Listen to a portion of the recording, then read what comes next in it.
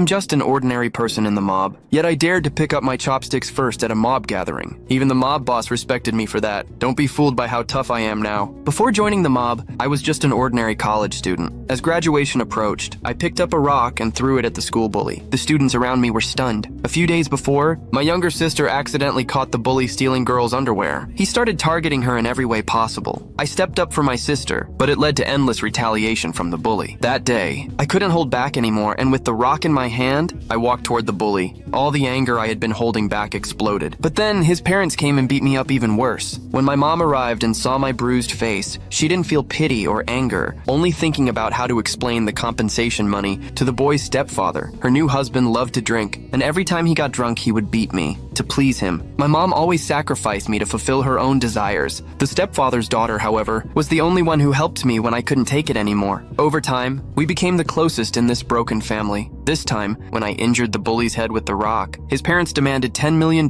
in compensation. My mother was completely hopeless. To pay off the debt, I started working at a corrupt restaurant owned by a shady boss. If a customer only ordered one meal, the boss would secretly add a pinch of ash as seasoning. I, being soft-hearted, would always quietly warn the customers. But kindness didn't bring me good fortune. One evening after work, I was knocked to the ground from behind by the bully and his friends. They threatened that if I didn't pay the money back within a day, they would torture me for another day. But the money I saved wasn't even enough for a burger. To escape from these demons, the next day I asked my boss to advance my salary to pay off the debt. Not only did he refuse, but he also mocked me. While we were arguing, the local mob boss, John, who was dining at the restaurant, overheard. John is the leader of the local gang. Incredibly, that night, he had his men deliver $10 million to me. He specifically told me the money didn't need to be repaid, just that I should go back and focus on my studies. The next day, my mother and I went to school to pay off the compensation, but she wasn't happy at all. Instead, she suspected I had done something bad outside. I was instantly heartbroken, and there was more to come. That night, my stepfather showed up with a new baseball bat. It turned out the school bully had called and humiliated him. I got up and ran for the door, but my stepfather knocked me down with a hit on my back. My face slammed into a flower pot on the balcony. The next day, the boss fired me because of the scars on my face. But what he didn't know was that this incident pushed me to the peak of my life, focused on making money. I went to John. Strangely, when John found out why I was there, he told me to leave, but I didn't back down. I turned around, grabbed a chair, and sat down. At that moment, John suddenly saw the scars on my face. He understood that I was just as unfortunate as he was. Finally, he nodded. On my first day with John, he personally cooked a fish for me. For the first time in my life, I felt the warmth of home.